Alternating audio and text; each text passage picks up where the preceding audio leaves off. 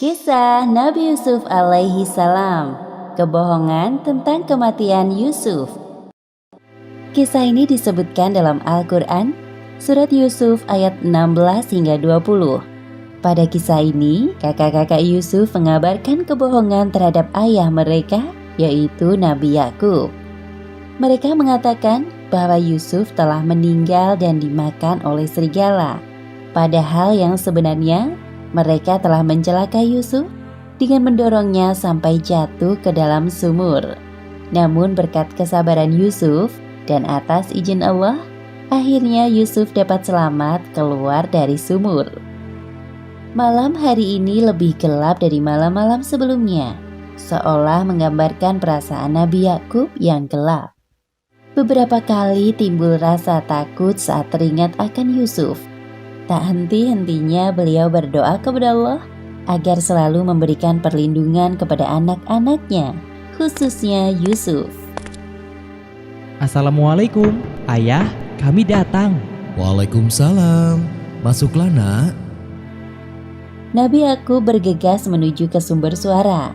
Beliau memperhatikan satu persatu anak-anaknya yang baru datang. Namun tak tampak Yusuf di antara mereka.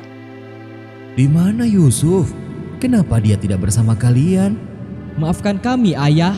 Apa yang sebenarnya kau bicarakan? Ayah bertanya di mana Yusuf? Kenapa ia tidak pulang bersama kalian? Sesungguhnya Yusuf telah meninggal. Apa maksud ucapanmu itu? Bagaimana bisa Yusuf meninggal? Katakan dengan jelas. Wahai ayah kami, sesungguhnya kami pergi berlomba-lomba dan kami tinggalkan Yusuf di dekat barang-barang kami. Lalu dia dimakan serigala. Ayah, cepat ambilkan minum untuk ayah. Tenanglah ya, minumlah ini dahulu. Wahai ayah, tenanglah dahulu. Bagaimana ayah bisa tenang saat mendengar tentang kematian salah satu anak ayah? Jika itu terjadi kepada kalian, ayah pasti... Ayah, sekali lagi maafkan kami. Kami sungguh merasa menyesal mengajak Yusuf ikut serta. Apa ini? Seperti yang disebutkan dalam Al-Quran, surat Yusuf ayat 18. Mereka datang membawa baju gamisnya yang berlumuran darah palsu. Yusuf anakku, ayah masih tidak bisa percaya. Wahai ayah, dan kamu sekali-kali tidak akan percaya kepada kami, sekalipun kami adalah orang-orang yang benar. Sebenarnya dirimu sendirilah yang memandang baik perbuatan yang buruk itu. Maka kesabaran yang baik itulah kesabaranku. Dan Allah sajalah yang dimohon pertolongannya terhadap apa yang kamu ceritakan.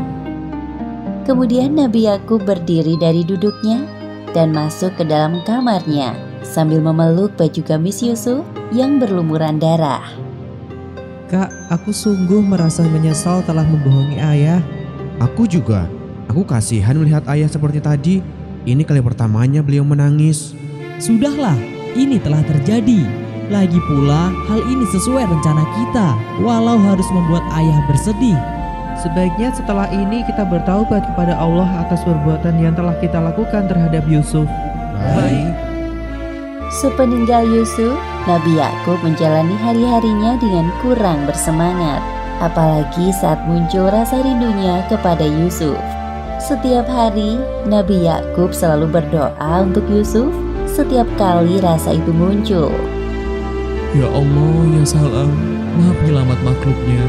Hamba mohon, jikalau Yusuf masih hidup, berilah perlindungan kepadanya dimanapun ia berada.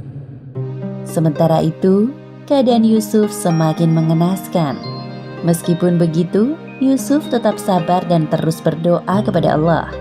Berkat kesabarannya, Allah menolong Yusuf dari sumur lewat perantara para musafir. Hei lihat, di sana ada sumur. Siapa tahu ada air di dalamnya. Baiklah, kita istirahat dulu di dekat sana. Aku juga sangat kehausan dari tadi. Berat sekali. Wahai saudaraku, mengapa kalian hanya duduk tanpa membantuku sama sekali? Memangnya berat sekali mengangkat air dari sumur itu. Hah? Oh, kabar gembira. Ini seorang anak muda. Ada apa wahai saudaraku? Mengapa engkau berisik sekali? Hei, kalian, tolong bantu aku mengeluarkan anak ini. Para musafir itu bersama-sama menolong Yusuf keluar dari sumur. Setelah kenyang meneguk air sumur, mereka meneruskan perjalanan. Sedangkan Yusuf ikut serta bersama, seperti yang disebutkan dalam Al-Quran, surat Yusuf ayat 19. Kemudian mereka menyembunyikan dia sebagai barang dagangan, dan Allah Maha mengetahui apa yang mereka kerjakan. Ramai sekali pasar ini. Wahai saudaraku, sepertinya anak muda ini dapat kita jual di sini. Ya, aku sedang mencari siapa kira-kira pembeli yang cocok. Pada masa Mesir kuno, bukan hal yang aneh melihat anak seumuran Yusuf bekerja atau diperjualbelikan sebagai budak. Coba lihat, bangsawan itu sepertinya dia sedang mencari sesuatu. Wahai saudaraku, coba engkau tawarkan kepadanya. Baiklah, akan aku coba. Kalian tunggu di sini.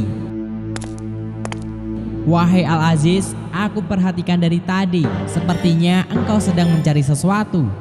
Aku punya seorang budak, dia anak muda yang tampan. Siapa tahu engkau berminat mempekerjakannya di rumahmu. Biarkan aku melihatnya dulu. Kemudian musafir itu mengajak Al-Aziz menemui Yusuf di rombongannya. Pada saat melihat Yusuf, muncul rasa senang dalam hati Al-Aziz. Tanpa banyak berpikir, beliau menerima tawanan musafir. Berapa engkau menjualnya padaku? Sebagaimana yang disebutkan dalam Al-Quran, surat Yusuf ayat 20. Dan mereka menjual Yusuf dengan harga yang murah, yaitu beberapa dirham saja, dan mereka merasa tidak tertarik hatinya kepada Yusuf. Terima kasih Al-Aziz, sekarang anak muda ini menjadi milikmu. Sama-sama. Wahai anak muda, siapakah namamu? Namaku Yusuf. Sebuah nama yang indah. Sekarang engkau Yusuf, ikutlah bersamaku. Akhirnya Yusuf dibawa pulang oleh Al-Aziz bersama para pengawalnya. Selama perjalanan, dalam hati Yusuf selalu berdoa kepada Allah agar diberi perlindungan atas hal-hal yang akan menimpanya nanti. Demikianlah akhir kisah kebohongan tentang kematian Yusuf. Hikmah yang dapat kita ambil dari kisah ini: pertama, jangan sekali-kali kita berbohong kepada orang tua, karena berkata bohong adalah salah satu ciri-ciri orang munafik.